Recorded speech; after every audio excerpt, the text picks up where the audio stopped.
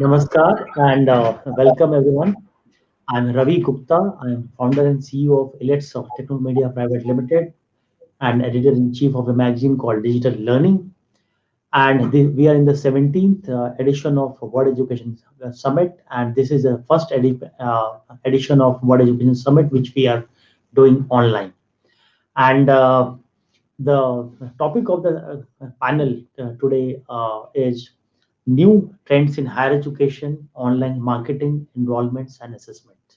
And in the context of COVID, the digital has become very, very important. And how the digital technologies can be used in various aspects of higher education, which are beyond academics, is also very, very important. So I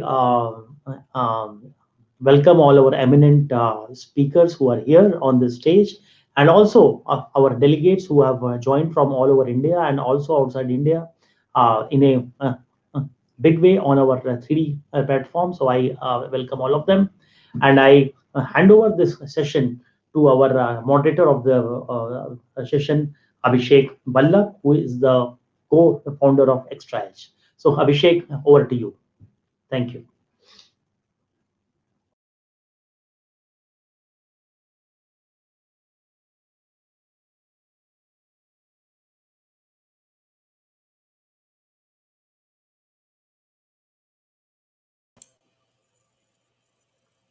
You are on mute. Okay, so good afternoon, everyone. My name is Abhishek, and I'm the co-founder of ExtraaEdge.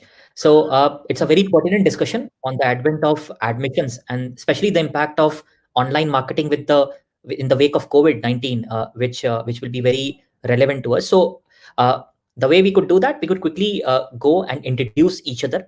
Maybe take 30 seconds to introduce each other. So my name is Abhishek, and I'm the co-founder of ExtraaEdge. And ExtraaEdge helps universities and education institutes in their admission technology needs. We have been working with for the past 4 years with 200 plus universities and B schools to leverage the power of data science, marketing automation, and analytics to power and help their admission teams win. And we have been in the forefront of seeing this change. So I would love to hear from all of you. So let's quickly go around and introduce each other very quickly. The panelists, esteemed panelists, for 30 seconds. So Professor Tabrez, would you want to start? You're on mute, sir.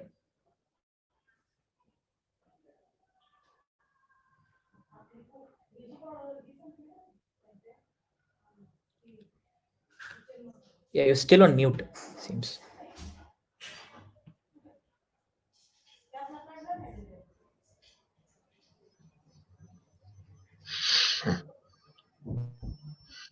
Yeah, while sir is figuring out, I think Professor Sanjiv, why don't you go ahead and introduce yourself?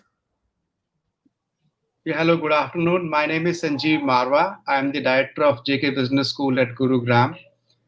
Like all other institutions in this on this planet, and of course in India as well, we have also been exposed to huge advancement and acceleration of digital technology last few months due to COVID-19, and we have learned huge lessons in terms of how slow we were in terms of adoption in the last few years when we thought we were quite tech savvy as an institution. But I'm glad that today we are going to be discussing about how the admission, how the selection process, how the assessments have taken a new leap with the technology that's available to us, from AI to bot. We have experimented with all, and I'm sure in this conference, in this symposium, we will have learning for each one of us. Thank you for having me here. Thank you, Professor Sanjeev. Over to you, Professor Prem. If you could quickly introduce yourself, sir. Well, I'm Prem Vrat. I am Pro-Chancellor, with the Eminence and Chief Mentor at the NorthCap University, Gurugram. Very recently, I have also been appointed as the Chairman Board of Governors of IIT Dhanbad, with an additional charge as Chairman Board of Governors of IIT Mandi. I think that's good enough. Yeah, congratulations, sir. And I think more responsibility for you. So, and but excited and congratulations. So, Dr. Tabrez, why don't you go ahead and introduce yourself, sir? Yeah, this is Dr. Tabrez Ahmad. I'm the Vice Chancellor of the Goenka University. We are one of the well-known brand in the country in the area of education. We have around 100 schools, and we have university in the Sona Road in Gurugram. We are, in fact, very diversified and multidisciplinary university. We have 13 schools: engineering, medical, pharmacy. We have law, management, engineering. So we have a very diversified kind of the university. And also we believe in the kind of the quality education. We are trying to provide a kind of the that second option for the people who want to go to foreign universities. So we are just trying to raise the standard in the country, so anybody will be able to get the quality education. We are also believing in the lot of technology and engaging a lot of admission process, enrollments, and evaluation in the form of the online medium. I Sure. think it will be a great chance to discuss all of it. Thank you. Thank you, Dr. Ahmad. So, over to you, Professor Eswaran. Why don't you introduce yourself, sir? Yeah. So I am with NIIT University in Nimrana, and I'm right now holding the. I teach there in the computer software engineering, as well as I'm the dean industrial collaboration, and look after the industrial practice Sure. academic. So your voice seems to be breaking, I think. Okay. Okay. So thank you, Professor Eswaran. So Professor Bharat, why don't you go ahead and introduce yourself, sir? I'm Bharat Bhaskar, currently serving as a director at IIM Raipur. Prior to this, I have been with IIM Lucknow for a couple of decades. Currently at IIM Raipur, we are into the digital frontier. Actually, we have been in the digital frontier for past couple of years with a Center for Digital Economy, which have been the main theme of this institute. And with that, I would say that COVID is not a surprise to us. It has slightly accelerated our activities.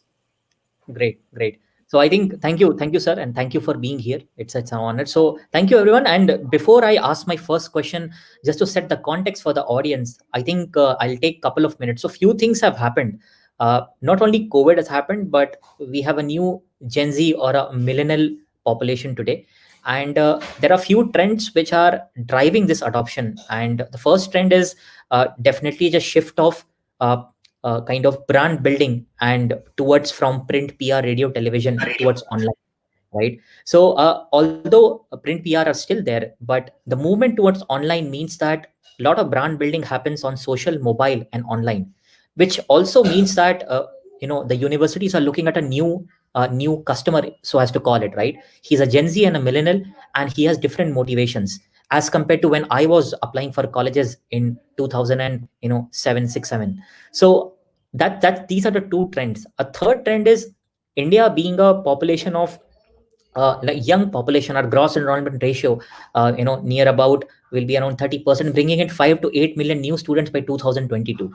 That means that a huge new population, a young population will come into the ecosystem and will be absorbed by the universities, and along with that. So we have a new demographic, we have a trend movement towards spend and brand building in online, and also we have probably for the first time a new human capital of marketeers and and digital savants working in the universities who are driving this change, fueled by the fact that India is seeing a huge rise in edtech companies, and a new human capital of people who understand the education ecosystem is being built with the likes of Unacademy, Upgrad, Baiju, and Topper. Right. So human capital creation is equally important in any market, and which is happening. So with that, my first question to Professor Eswaran to you, sir, is that during this cycle and probably in few cycles, what strategy change have been you be seeing in the admission and marketing team at NIIT? So that's my first question to you, sir. We have not seen this. This is definitely a difficulty, but our preparation for admissions happens much in advance, in the sense that we have identified whom we target and how we target, and we are in touch with them. Also, we are having a regular keep in touch sessions with various groups whom we think would be candidates to join NIT University. And we also realize that in these situations, the chances that people would prefer a university nearby would be more important in the next few coming months than earlier. And hence, our target is more in the northern of India. And we have also seen that keeping people with full information on your readiness as a university to take both online and offline students, so to speak, would be very important. The parents obviously have a bigger role in this place, and our target would be to keep the parents also in the loop. So, from that point of view, our readiness for admissions has not in any case suffered, and we have had a good run of admissions in this week, in this period, in spite of the difficulties. Challenges are there, but they are, I think, we have been able to overcome in the way things have panned out so far. And Sure. we do have continuing admissions team who reach out pan India. Perfect, perfect. I think that's a great start. So, Dr. Tabrez, for you at GD Goenka, right? Because of the entrance examinations were delayed and there was a bit of uncertainty at the start, right?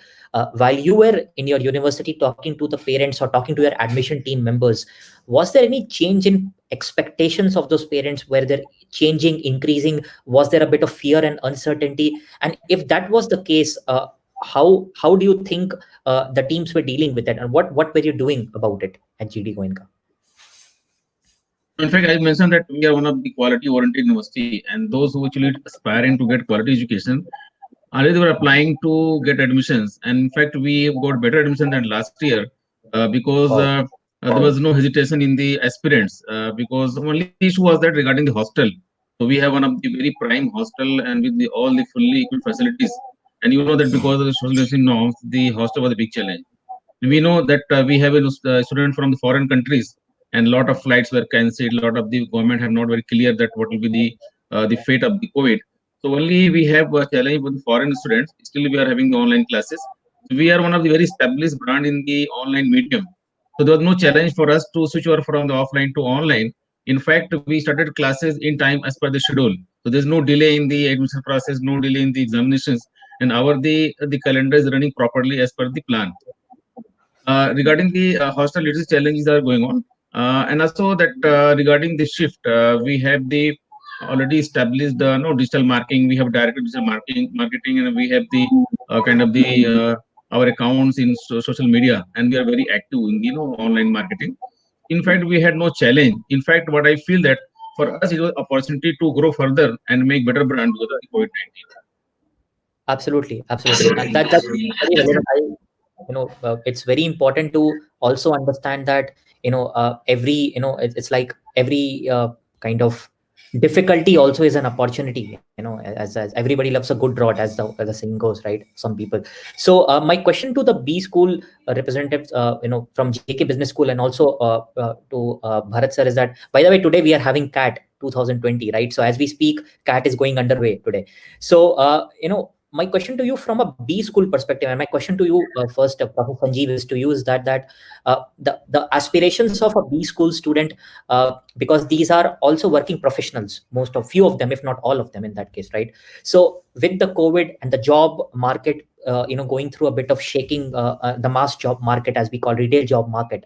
So is there any behavioral change in applications that you're seeing, their perception towards applying for B school course for a couple of years? What changes are you seeing, and what your universities are doing about it? So, Professor Sanjiv, first of all, you can go ahead. Yeah, in fact, I perhaps will not agree with you that there is a lot of change which has happened in the recent past. In fact, broadly, the number of applications and the profile of applicants, as we have just opened our admission process recently, largely remains the same. In fact, the tools and technologies have undergone a change, no doubt about it. But the profile of Gen Z, as we generally discuss, is different. Yes, that change is there. That behavioral changes because of the way this generation has come up. It's a very, very connected generation compared to previous generations, and it is, in fact, it is the most education-minded generation that we have ever had in the history of mankind. So they want to be educated. They understand the importance of education. They also understand that education is important to give them a good career. So therefore, in terms of behavioral profiling, I would say their lifestyle could be very different. Yes, because they have emerged in the internet era, where they have emerged into television shows which were not there earlier. So they have, their expectations from the employers would be very different. They are different. In fact, a lot of HR managers are challenging themselves as to how these multitasking guys are talking to CEO. He's talking to the CEO at the same time he's chatting. But then we noticed that in the classroom, they would like to allow their mobile phones to be allowed in the classroom, and we have now agreed to the fact that we need to allow them. They're quite interdependent. They are quite empowered. They are wired. It's a very connected generation. So their behavioral profiles are different, yes. But have they changed in the COVID? I would say no. In fact, they have always been education-oriented generation. They continue to be doing so. They do appreciate education as an important roadmap to their success in the corporate career. They are continuing to apply for educational programs, and the applications will not see a lower down number. I would rather say that they would rather increase in numbers in the coming years. Perfect. I think definitely, Professor Sanjiv, you bring a very different perspective to the discussion, and I think it's important to also understand that some of the behaviors are resilient in spite of what happens in the world today. So absolutely, Professor Bharat, I mean, IIM Raipur is one of the top leading B schools in the country today, right? So apart from a student's perception while he selects an institute which is linked to the employability and his career options, right? Are you seeing some changes when they perceive a brand? So do they expect something more out of just from an employability perspective, or there are other tenets also which are changing what you used to see 5 years back or what you're seeing now in the quality of the applicant pool that's coming to you, at IIM Raipur? So if you care to throw some light on that. All right. Let me put it in perspective of our flagship program and our other programs, because we, in the digital era, we have actually diversified quite a bit. At IIM Raipur, as I said, that digital has been our focus, and our flagship program itself has already transformed and has become highly digital or transformation oriented. We already said that we are preparing the MBA students with a focus on digital economy, which is going to be the future of the economy as a whole. And thus our curriculum, etc., was already modified in 2018-19 framework itself. So we adopted that framework, and that's why we are getting students who are more inclined and understood the importance of the digital era. Now, as far as the quality for our flagship program is concerned, of course, IIMs are highly competitive. CAT already is going on, as you know, on the same time frame as it was planned. So there's hardly any impact. Number of students taking is not going to see any major change or reduction of any sort. Now, as far as the admission frontier is concerned, yes, we will have another change, which is likely to give us better selection opportunity. Earlier, the problem with the IIMs was that number of candidates and number of IIMs which had to interview with each other was a burden for them and burden for us as well. And we had to shortlist in advance. In the process of shortlisting only on the CAT score, many a time we were not able to reach out to the depth of the greater depth and remove some of the students from the palette. Now, in this online, this year we are planning to have online interviews. No more on-site interviews, so students don't have to travel, because we did it last year already. So we'll continue with that model, and that's one permanent transformation which has happened. And in the consequence of that is we are going to interview larger strength of the students and give more people opportunity and look for the fit where they are really ready for an MBA education or not. So interview component, they'll get opportunity, or more candidates will get opportunity. That is the flagship program. In addition to our flagship program, what has fundamentally changed for us in our executive education? In executive education, also admission was a challenge for us, in a sense that we wanted a high quality people, but we were not making doing the choices, making that much of a choice. The two types of executive education program which you have, one is leading to the MBA degree, and other executive education is meant for preparing the current working managers or working engineers, etc., and so on, to be industry ready.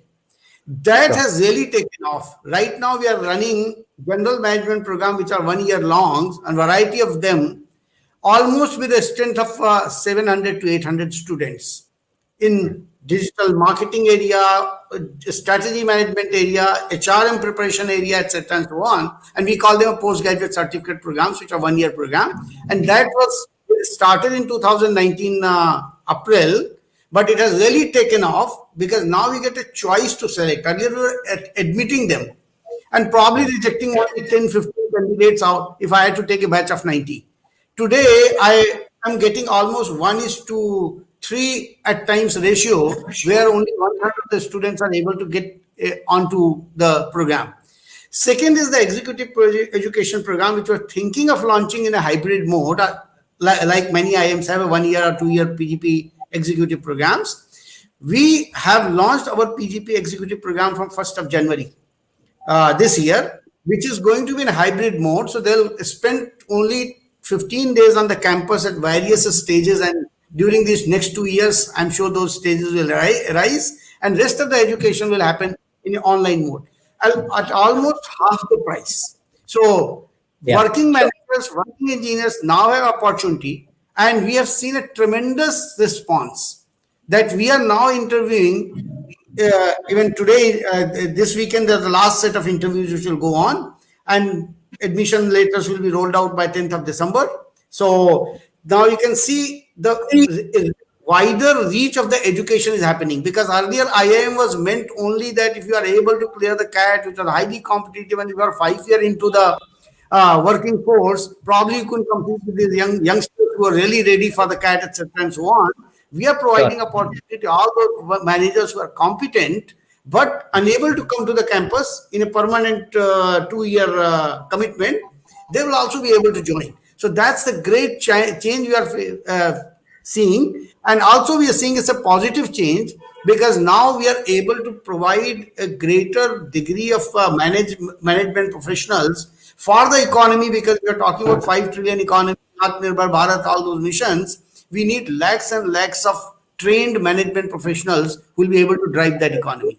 And so thus we are able to contribute in that. Thank you. So, well, I think I'm hearing two things from you. I think one thing what you're saying is that this will mean that there is a diverse set of qualities and not just the CAT score that comes into the consideration while choosing and training a management professional, A. And B, it also gives the university or IIM the opportunity to diversify their course curriculum, and mix and match, rather than having a general 2 year, general MBA program to it, allowing more human capital workforce to be deployed, right? So very, very pertinent points.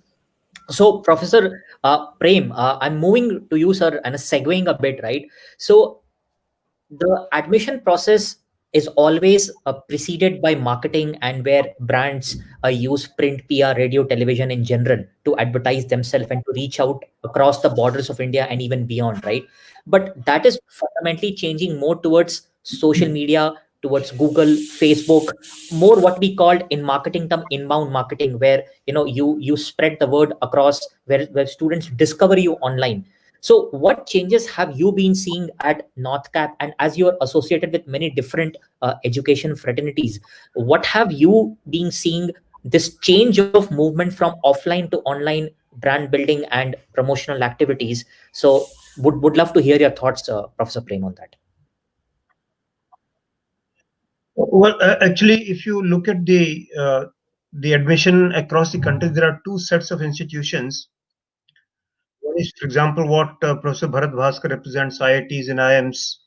They really do not require marketing that much, because they actually they don't select people, they reject people, and then may choose 2 or 3 out of 100. So therefore, this phenomenon of marketing as a challenge is primarily to the lesser known institutions, which are private institutions, which indeed have enormous amount of competition that they are facing. And therefore, I'll focus myself on to those institutions which really require marketing, because IITs and IIMs don't require marketing at all, and that's why you hardly find any either print or any other media, but they're known. In fact, maybe the coaching institutions do more marketing for them than those institutions per se, and therefore they are lucky people that coaching institutions do marketing for them without billing them. But the real challenge is to the private universities, because they are facing huge challenge. Now, what has happened as a result of this COVID, as someone pointed out in the panel, that parents are now more inclined to consider options which are local around. Right. There are risks involved. Even in the foreign universities are affected. There is no longer a craze in going to UK or USA as it used to be, because therefore, if you have to attend online classes in Cambridge University while remaining in India was so great fun by paying so much of fee. And therefore, the real challenge today is that these state private universities facing huge competition. Gurugram itself has some 8-9 private universities in the and the catchment area being small. Therefore going in for social media, etc., which is a good thing, and we have been having it for quite some time. But then I believe that there are issues involved with online. Of course, one of course is the reliability and the bandwidth. The other one is rural areas people. There is, as you know, that the digital divide is not really over. And in my university, being a state, we are mandated to take at least 25% of students from Haryana, which generally are from the rural sector. And therefore, while online does help in a big way, it adds to efficiency in a substantive manner, it's a very cost-effective manner, and it is a wider reach. But in a state private university, it's not a question of reach so much as effectiveness in attracting people across the spectrum that your catchment area. Because, for example, my university is not that much keen to get people from Kerala or Tamil Nadu, because our focus is primarily local. And therefore, even if some people come from there outside, they'll come from the word of mouth and not necessarily based on our conscious effort in marketing ourselves. So therefore, our marketing team, we have a dedicated marketing team. We are very, very strongly involved as we are a fully e-governed campus. And therefore, there is a marketing team. But my personal view is that while as a COVID, it's an operating necessity to do this. And in certain areas, like for example, if people are coming from all over country, like in IIM, this is okay. But if I'm only catering to a local area, most of the students coming in NCU are from Haryana, Gurugram, Faridabad, and Delhi, and NCR. Perhaps the advantage of coming to the campus and talking to the faculty, seeing the place for yourself, because virtual reality cannot be replacement of reality per se. So perhaps a hybrid mode, in my opinion, would be a better thing many times. If a parent, and as somebody pointed out, that parents play a major role in influencing the decision. When parents also come, and not many parents are, although the generation Z is digital savvy, but maybe parents are not. And therefore, if parents are able to visit the campus, they are able to talk to the faculty, they are able to see the facilities for themselves. Actually, the impact it would make on them would be perhaps far more powerful. And therefore, those which are institutions which are only catering to the local catchment area, perhaps a hybrid mode would do, while the reach and the awareness can come through social media, but the final decision to take a call whether to join here or there can best be clinched when some of them actually come and visit the campus, and being in the local vicinity, perhaps it's possible to do so. Brilliant. I think you bring a very practical point, and I think I see the analogy from a marketing consumer behavior perspective. If the consumers are hyper local in nature, then reaching them in a medium which is accessible to them. For example, case in point being, for example, WhatsApp. So WhatsApp is a common means in which they lead their life, they talk to each other. So understanding those means through which you can hyper locally reach out and facilitate them visiting the campus is also critically very, very important. So that's very pertinent, and thank you, sir. So same question I'm directing to Professor Sanjiv, and Professor Sanjiv, you mentioned while we started in the discussion that doing a lot of things around this. So my focus question to you is that the shift from print PR conventional to digital, what are you seeing? And probably if you could take around 30 seconds or a minute to talk about that, what are you seeing? What used to happen around 3 to 4 years before, and what's happening today as far as branding and admission is concerned from your perspective? Very pertinent question. In fact, a few years back, we noticed that the trend was moving towards digital, and institute like ours, we started allocating about 10 to 15% of our marketing spend or promotional spend on digital, which increased to about 50% till last year. But going forward, I think probably it would now be 85% and 15%. That 15% that we are talking about, traditional promotions or marketing, would largely be in PR, because it has its own advantages, as we have been brought upon over the years. And the print is more believable, so perhaps it would continue to sustain itself. But going forward, I think digital, because digital is quite interactive. A student can reach onto my website and ask queries and questions, and the board can answer some question. And little later, if there are specific questions, then the counselor can answer those questions. If he wants to talk to an alumni, he can get connected to an alumni. If he would like to connect it to a student, he can get connected to student. He can connect himself to the student group bodies also. So that interactive communication with this new generation is all used to, and would like to be there, rather than having a website which says it all, and for rest you can visit. Yes, I agree with Professor Prem that students would like to, even today, would like to visit the campus, but it could be difficult, as Professor Bharat mentioned, that times are changing now. People could probably decide on which campus. Last year, probably about 25% of my students decided on choosing the campus without visiting. I expect going forward, it could probably be about 50% or more. So, there are a lot of ways in which the campuses could be showcases online. 360-degree feedback view is available now. You can interact with students, you can interact with alumni or the bodies, and therefore, I mean, it's becoming much more believable than ever in the past. So trends are stating that digital is here to stay. And I also agree with Professor Prem that it would be largely a blended going forward. Neither the only online digital world and nor the traditional would ever come back. So it's a blended marketing approach going forward. That is what we visualize and are working toward. Thank you. So, Professor Sanjiv, you mentioned a very interesting statistic that it was around 20-30% earlier, the spend on online, which has moved to 50 to 60, and which you believe will move to 85 to 90, right? So that's what you are seeing, that on a spend. So, Professor Eswaran, let me direct that that thought to you. Are you seeing the same percentage spend in online at NIIT University also? Is the change similar across what other people are talking about here? What are you seeing? So while we have had some shift in terms of online presence being increased thanks to the current situation, but online itself was not new, since our university one is located in a slightly relatively remote place in Nimrana, nearer to more of the north and then of the south. We have had students coming from the south as well, but all the activities of the students are generally done online, because the travel is the very last activity they do. So there are some parents who like to come and see the campus upfront and invest time and money to come and see it. But in this situation, I think we have they could not come. So online presence has been there, and therefore there has been a marginal increase in the online spend as well. But more importantly, we realize that the reliance on online media, apart from social media, is going to be more.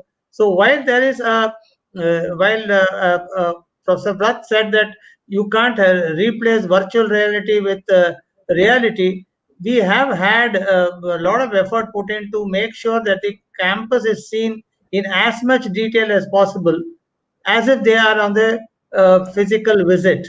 And hence, while there are the usual activities of giving a video tour and things like that, we have also had videos where students, ex-students, alumni are also talking about the campus and showcase the campus so that they get a physical feel of the place.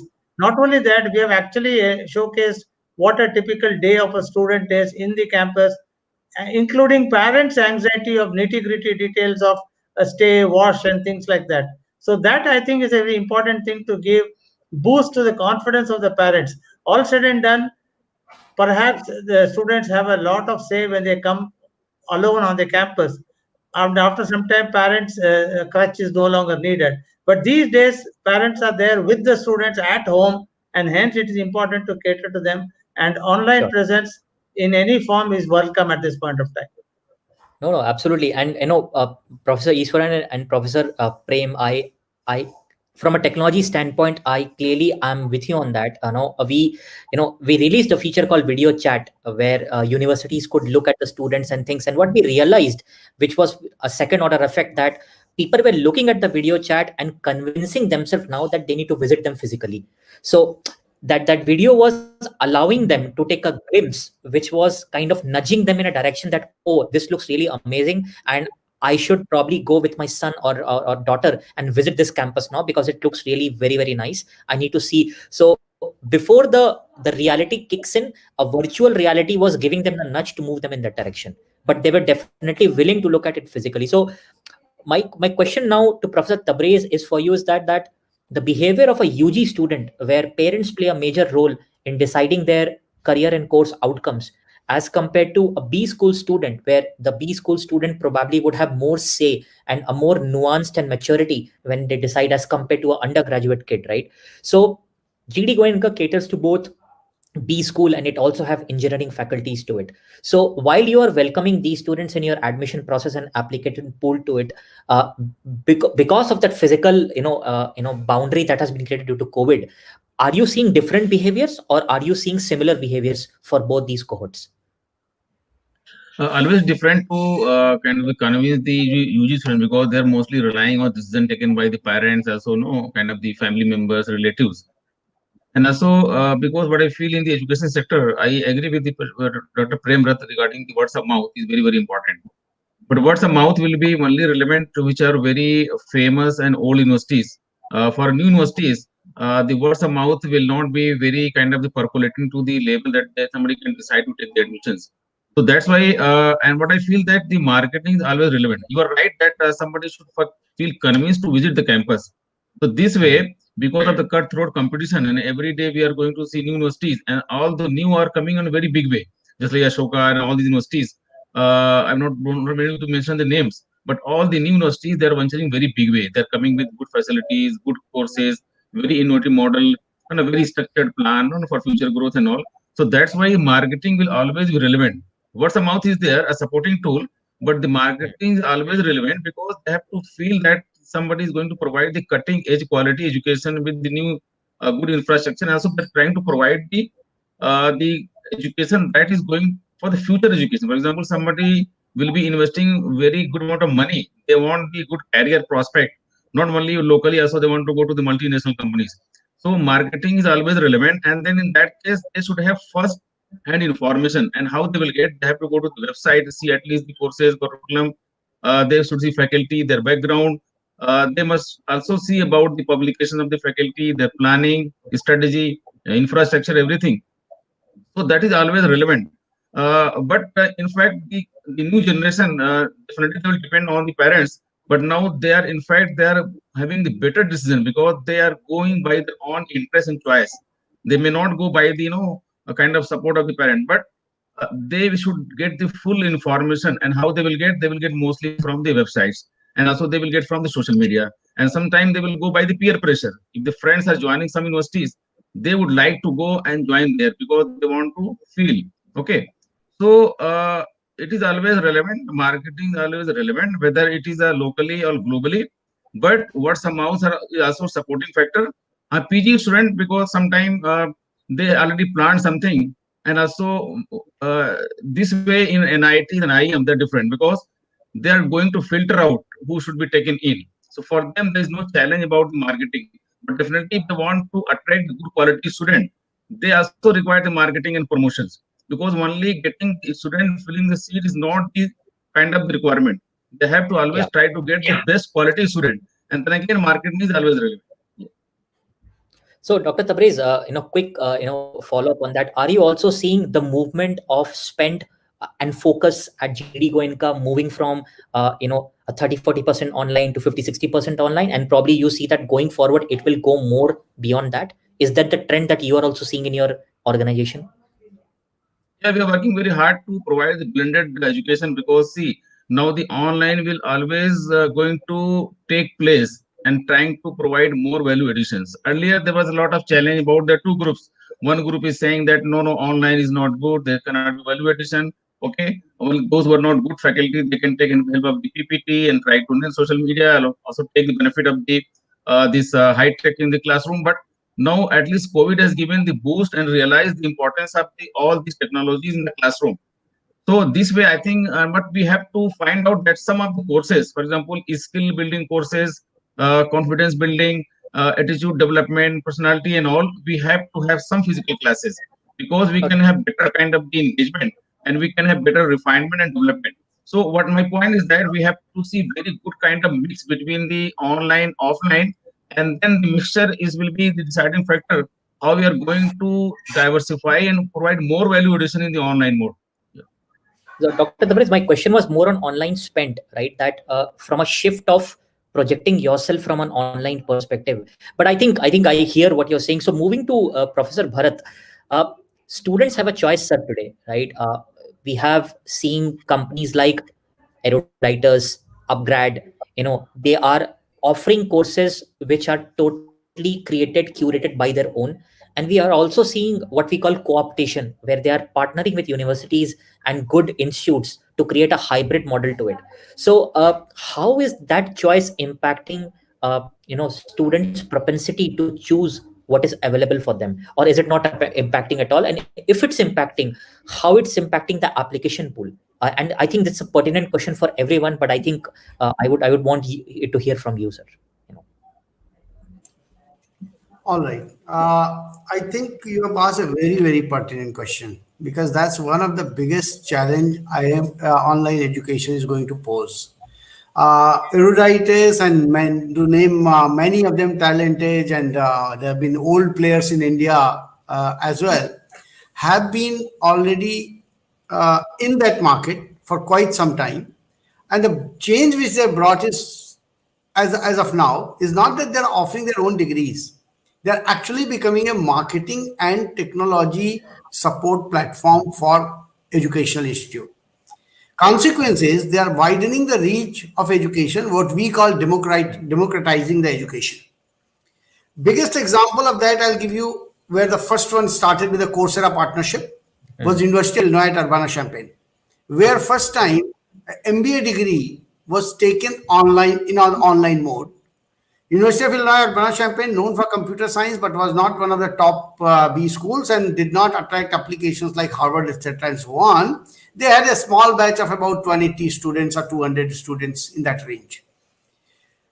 School was, I wouldn't say struggling, but not really a buoyant school in the engineering dominated environment.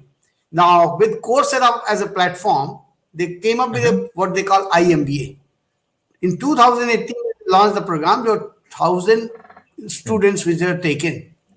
At least few thousand applications were there. Out of that, they selected 1,000.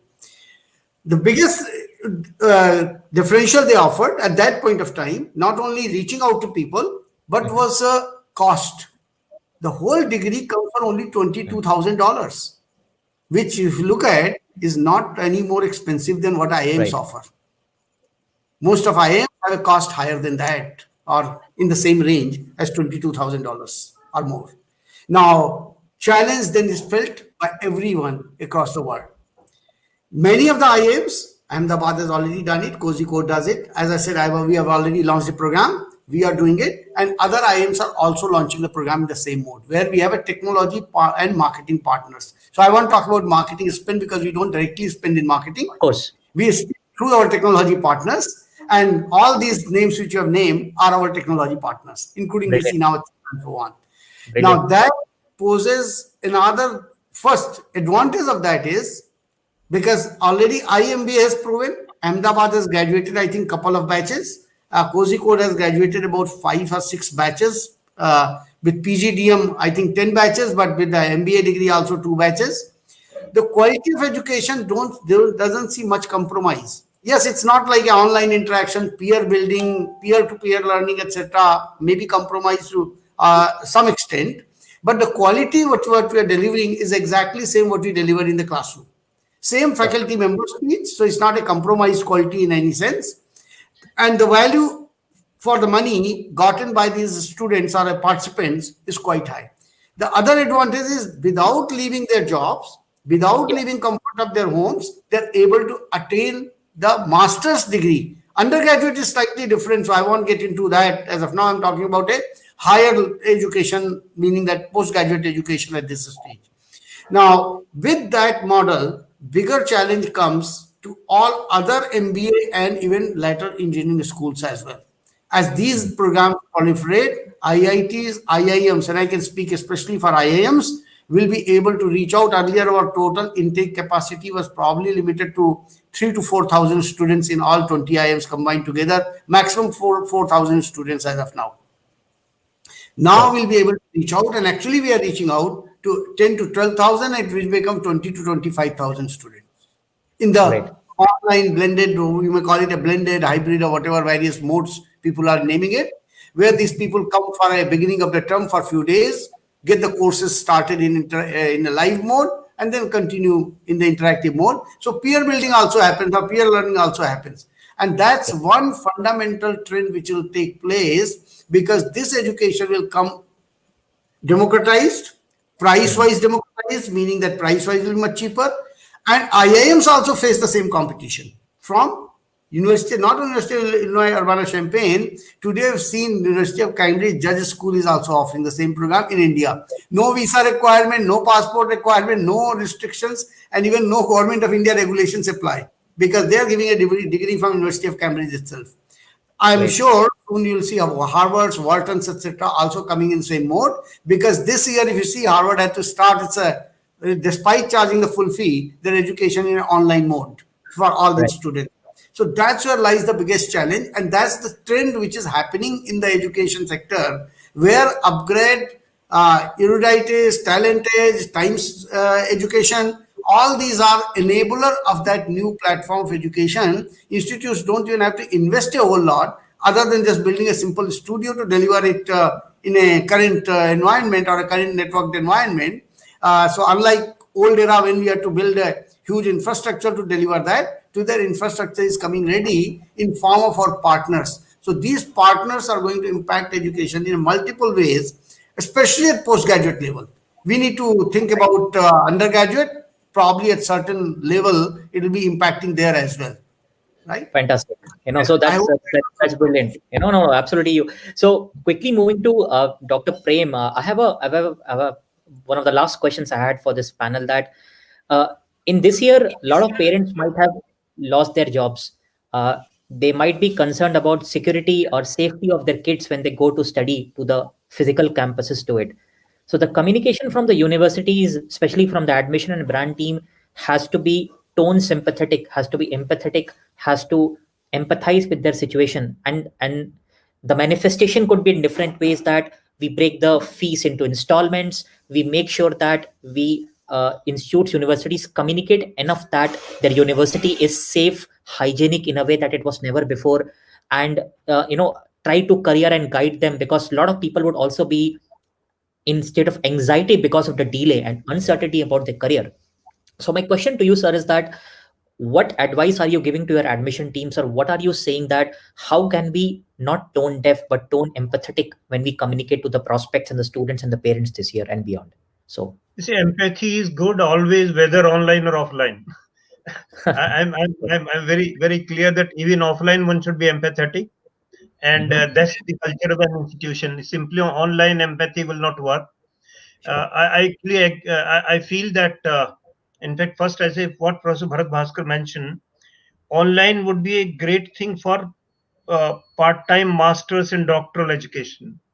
Their reach, example, even a university local such as ours can aspire to reach the whole country online.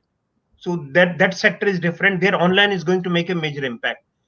But undergraduate education, local area catchment, I believe that a blended learning would do.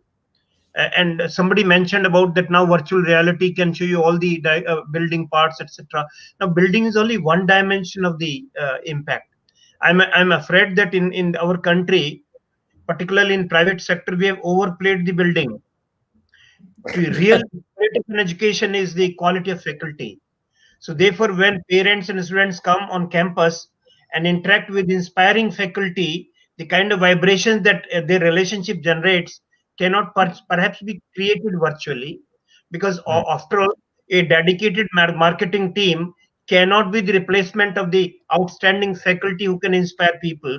So when parents come to the campus, they want to see for us, they want to talk to the faculty, they want to go to the labs and see for themselves. Therefore, while under the circumstances we are working, uh, I consider online as an operating necessity, and therefore there is no debate about it. Sure. But then if better situation prevails, I believe that while in that case online would be an enabling technology, will make Sure. things efficient, but efficiency is one part, cost effectiveness, but then the effectiveness of the admission process and the effectiveness of the getting the right quality people, because when you interview somebody one to one in real time, and when you interview somebody online, they may be marginal. While efficiency part is good, he doesn't have to travel, but the effectiveness part, and therefore to me, if we have to aim at efficiency and effectiveness both, Correct. perhaps after the COVID is over, while the online would remain, and particularly a major focus for part-time and with a wider reach, for real physical contact classes, perhaps will not remain redundant. Because to me, the learning, when you interact amongst the group, learning comes through group. When these people come and talk to each other, meet each other, chat over coffee time, etc., that itself makes a learning. And particularly the attitudes and sanskars that you get by actually talking to the teacher in real life, to me, Right. values and sanskar can only come, and therefore to me it's not a question of either or. Perhaps we need both, but online as an enabling technology, which has the efficiency dimension, has the cost effectiveness dimensions, a wider reach, can facilitate things, but the real impact would be by combining, and therefore employ the online technology, but actually also not ignore the quality of teachers and the quality of instructions in real life. Brilliantly, That's absolutely, Professor Prem. And I was reading an interview of Steven Spielberg, and he was saying that you can see Jurassic Park on Netflix, but the beauty that when you go to theater and see Jurassic Park in the theater, right, you cannot match with that. For that, you have to travel and go to the theater to watch that movie. So I have a final question for all of you, and quickly I will go through all of you, and probably you could share your 30 seconds on each. That technology is going to play a very important role. So what's your expectation from the admission technology of the future? Because you see that here we are talking about admissions and things like that. So I'll go to Professor Eswaran. So 30 seconds or 40 seconds take and tell you what's your expectation from the admission technology of the future that will be fueling and bringing the millennial population to your universities and at NIIT. So what's your expectation from the admission technology of the future? We at NIIT University believe that yes, technology can search, sift, and get you students who are qualified to probably join your university.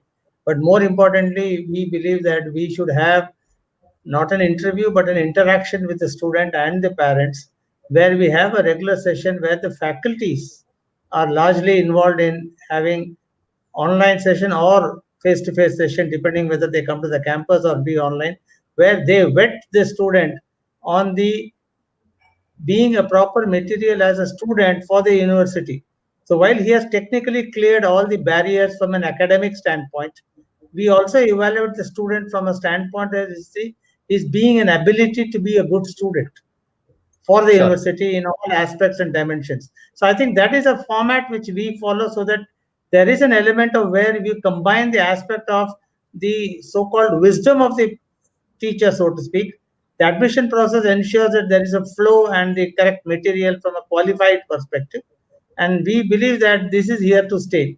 So initial screening, removing unwanted elements in the process of admissions will be done. But yes, there will be an element of face to face, either through video or physically, where there will be an element to say yes, he is worth joining the university, or he will be a good citizen in future as a student. That is a process which will continue to be honed further, and that can be very difficult to replace as we see at this point of time, unless something better technology comes up. Brilliant, brilliant. Thank you, Professor Eswaran. So, same question: expectations from the admission technology, Dr. Tabrez. What do you expect from the I think we admission have to technology? provide the maximum information on the website, so they'll be able to take the proper informed decision. Because what I feel that we should try to also help them to take a proper decision. We have to disclose about the quality, performance, faculty, the online material, suitability, and all. So once they will take informed decision, it is good for the student, also good for the university. Because if anybody will take a wrong decision, you may get the student in the course, but he will not be feeling motivated and excited. He'll not be enjoying the course. So that's why the beauty is that if you provide sufficient information, and he will be taking the informed decision by having the full information about the course, about the future and all. And then once he will be joining the university, he will feel motivated and also will be having engagement with the student, and he can do a better job as a student. That's why I think the technology can be a great support for the filtering out and also trying to match up with the kind of the aspiration the parents students are having, and then we can provide the well suited the admission in that course. Yeah. Great. So moving to Dr.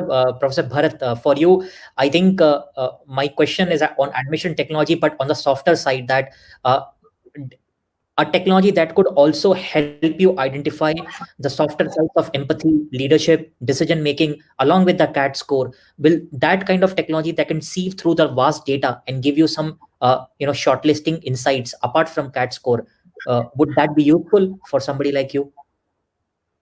Yes, sir. All right. As far as our flagship program is concerned, as Dr. Prem already pointed out, it's a process of elimination. And that too under the RTI and scrutiny of the public, because we are a public funded institute. So there's too much use of that technology which is not revealing, meaning that it reveals that we are justifying the elimination, is not going to be useful for us.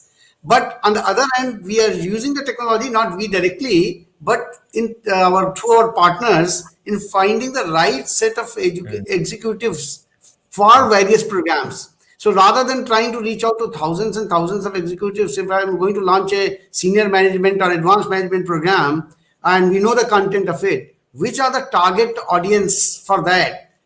Out of that executive database, who should be targeted, etc. Our partners do use that technology. So there's a use, and as Tabrez was already talking about, that you don't want the wrong candidates in this program. You want the people who are really going to be highly motivated in these programs. So their partners will make use of it. As far as our flagship program is concerned, the way our model operates, as well as the way we are publicly scrutinized institutes, it will be difficult for us to make use of technology in doing any kind of evaluations of that sort. We can use it for, automation, etc., and so on. To that extent, it's possible. Yes. Absolutely. Great. But great to see the partners probably, assisting and bringing the technology pervasiveness with IIM. So I think that's heartening to see. So Professor Sanjiv, finally to you, what does admission technology of the future means to you, sir? And your institute. Yeah, I probably have quite a lot of expectations, right from FAQs. I think bots can handle them, but they need to really get improvised. And probably we also need to do a lot of work, but a lot of FAQs can very easily be addressed by bots. And I expect them to play an important role. Presently, we are not using them to that extent, but I think a lot of very, very simple questions can well be addressed by them. I do have expectations from technology in the area of assessment also, in the area of proctoring, if I could say, in terms of the program which being conducted. A lot of online examinations do take place. Sometimes we have quizzes with the students. And I think proctoring online AI-based proctoring can play an important role. So that is where I expect the support to come by, because I would like to record the assessments as and when they carried out. Today we are struggling, and most of us are trying to get the online examinations done through. But I think AI has a role to play. In the third area, which I had expectation from industry, is the social validation, as you mentioned. it might not be important for Professor Bharat, but for me, it plays an important role. I would like to have social profile of the students. I certainly do to some extent today. We try to look at if the student has a LinkedIn account. In case he's a corporate executive, if he does not have a LinkedIn account, we just drop him. We definitely spend some time on looking at his Facebook account. We do it presently, but I think the technology can be a great support system in this, that when a student applies, he provides certain details like email ID and mobile phone. And if a social profile could be prepared, we expect technology is available and can probably be a very useful tool to that. One more area where I have very high expectations, we are experimenting it this year onwards, is the selection of students. We have, my students have developed a business game, and we are planning to give it about 15 to 20% weightage in the selection of students. We do use business games as part of the learning process in the campus, but as part of the admission process, I think they will have a role to play, because students are, everything is getting gamified these days. So if so much of gamification can take place in the industry, why can't some component of my selection process can also be gamified? I mean, I can give them a simple game to play, like I was given in 1988 way back a case study to address, and I was very enthused when I was given a small caselet to prepare and then present and handle in the group discussion. It was an eye-opener in 88. But in 2020, I think we can always, should be able to deliver a game to the students, tell him to toy around for a day and look at his score a day later and see how much is it fitting into our requirement. So these are expectations from the industry for the coming years. Very, very pertinent. And I can tell you, coming from running an admission technology company, we were working with one of the biggest private universities in the north, and we took their FAQs and we put them on WhatsApp, and we were seeing 50,000 individual requests coming every month from students. And we were heartened by the fact that the questions were being answered, and the responses that we were seeing from tiered 2, 3, 4 colleges, as Professor Prem says, from cities, people were coming on WhatsApp and asking these questions and getting those answers at times even in Hindi, right? So I think that's very relevant. So Professor Vrat, I come to you at the end. So what's your expectation for admission technology of the future? You're on mute, sir.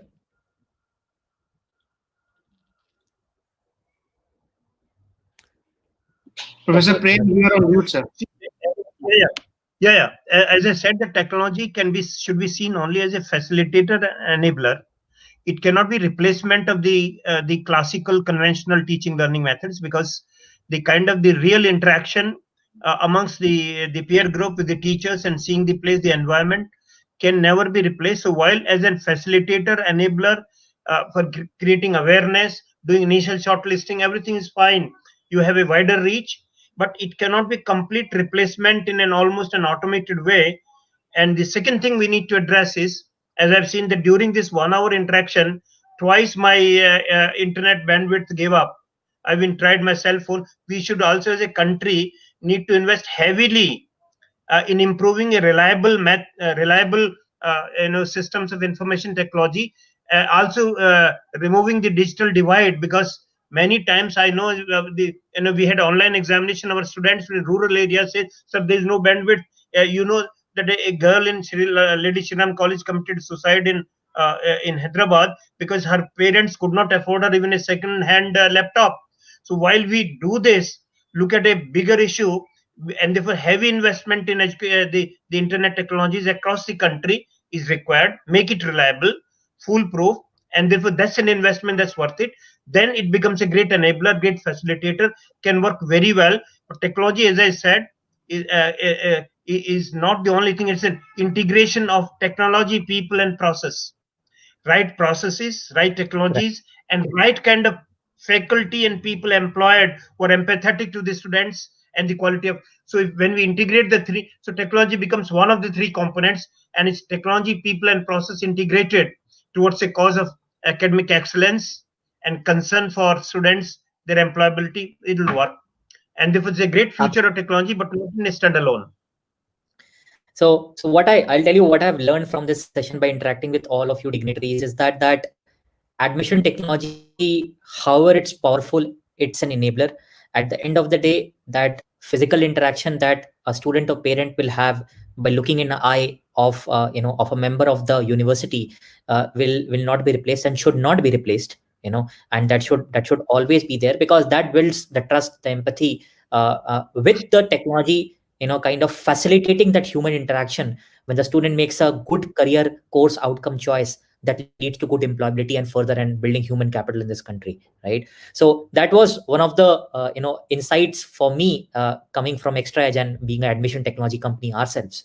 So I thank all of you. I think I have been pinging that we have ran out of time. It's like we've ran out of time. It's 5 minutes. But Professor Sanjiv wanted to share something very pertinent.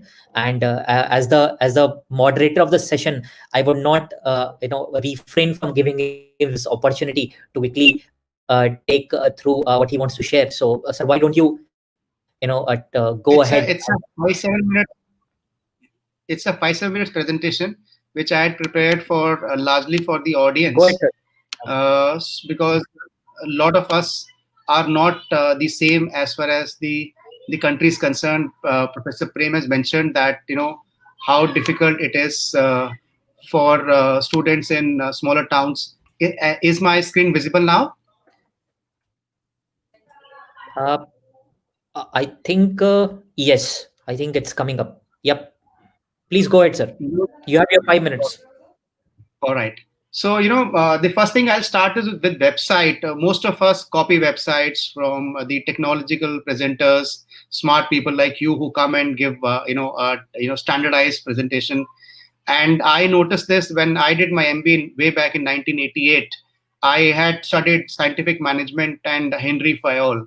And 10 years later, when I came back to academics, 11 years later, when I came back to academics, I realized Henry's spelling was Henry, because almost all authors in India were publishing it as Henry, Henry. And I thought he was an Englishman, and my professor probably, mistook him for a French guy.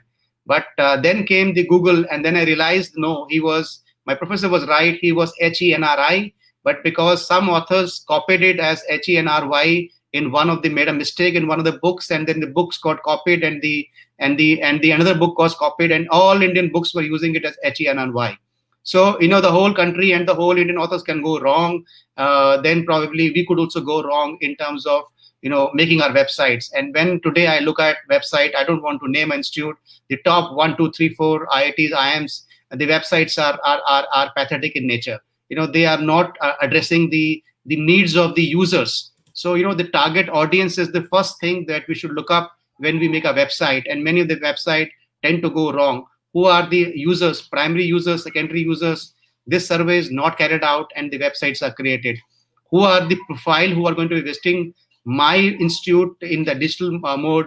Who's Rohit Arora, Maithali Deshpande? These are the profile of students who are my students. So how will they visit me? What is the structure of my website? What do students should know? What is the navigation method? What is the primary navigation? What is the secondary navigation of my website? And what are the kind of font I'm using? How a student will be able to traverse? Am I reflecting where am I, which means Gurugram, on my website or not? This is one question that came to my mind during introspection during the COVID, and I realized that probably I had made the same mistake like other institutes, and I'm revamping my website. And I would request most of the engineering and management colleges to have a relook at their website. Are they carrying out the purpose for which they were designed? And they are designed, are they communicating enough about what you are and with whom you want to communicate?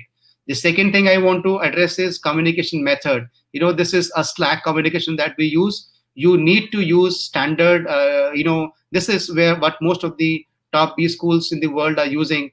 You need to have a communication method in place. It should be well settled rather than, relying on website.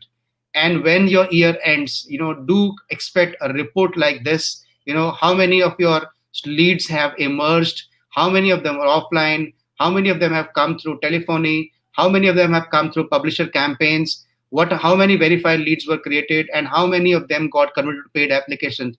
Believe me, this statistics is very, very important.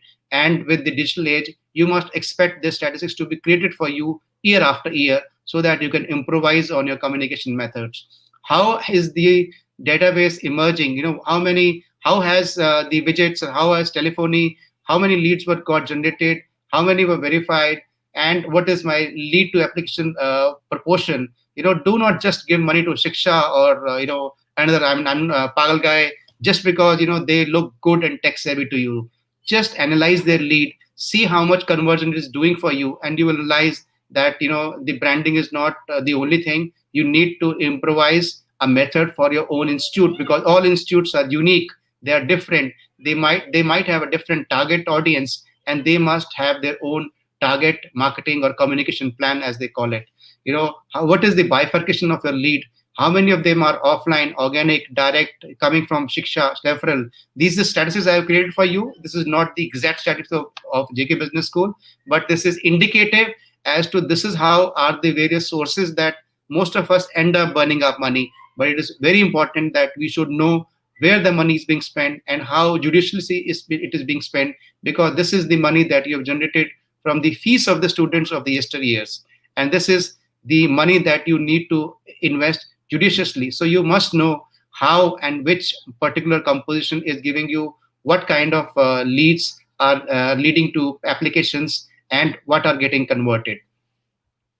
Do mark your online and offline performance, because there are students who will walk in, there are students who will be referred by coaching institute, there are students who will come to your fairs, there are students who will apply to you while filing the CAT or before filing the CAT form or the MAT form. So know about those applications that you have. Also look at API versus redirection performance. Most of these smart operators or tech savvy operators do not give you API leads. It's important. You can ask for it. You might need to negotiate, but then it makes your job much easier rather than routing it through somebody else's website. If you can route it through your specific website or a page, it would help you to map and give you an analysis that I am giving it to you today, because then you would be able to understand how many of them have delivered value. These are a couple of publishers which are, most of them are really good in the country, from affairs to College Dunia to College Search to MBA Universe to Pagal Guy and Shiksha.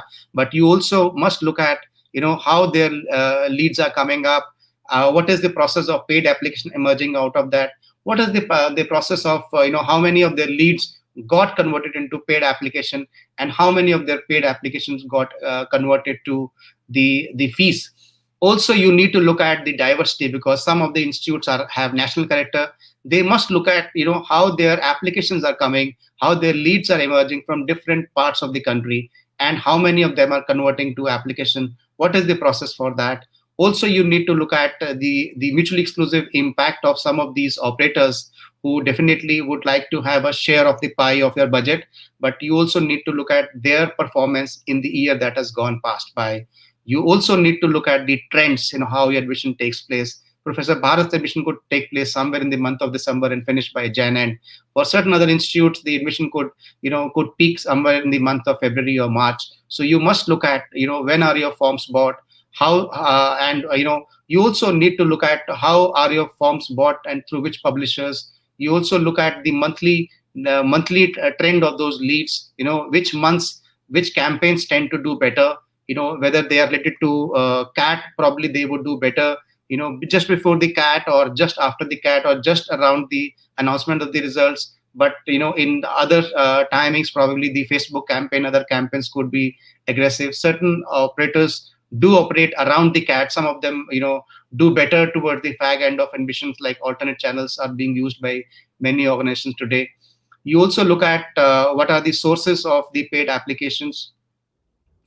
Sometimes it's interesting to know that, when is the registration done for the students, what time they tend to fill up their forms. And you would realize that sometimes the students would like to be filing the form late in the evenings. So, they probably might not be able to speak to your counselor, but if that is the time, then your website needs to be very, very relevant. And we found that website plays a very important role, because it's late in the evening students decide to fill the form. And sometimes we saw that the payment slots are different. They of course are depending on banking efforts. We are a traditional country, so most of the fees come in the banking times, but the registrations do not happen in the banking times. So these are certain introspection that you need to do when you are carrying out a study. This is what I had to share with my colleagues who are here today, and probably some other institutes who would be there.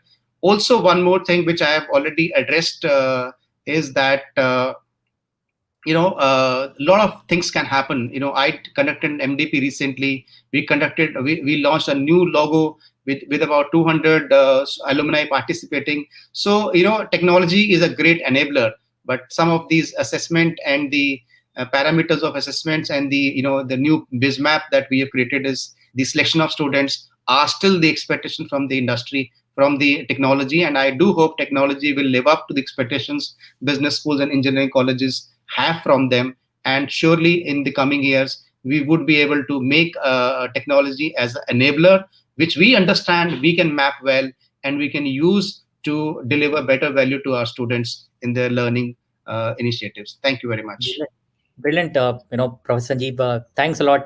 It seems that at one point in time, I was seeing a demo of ExtraaEdge, so it looked like that. So exactly this is what we do. But I think the more broader point which you were trying to make, and I really agree with you, is that the relevance of CRM, marketing automation, and these kind of technologies like machine learning to identify slots and predict will really be a very good complementer and an accelerator or enabler, as Professor Prem mentioned, to the entire process, because human mind can do something to an extent.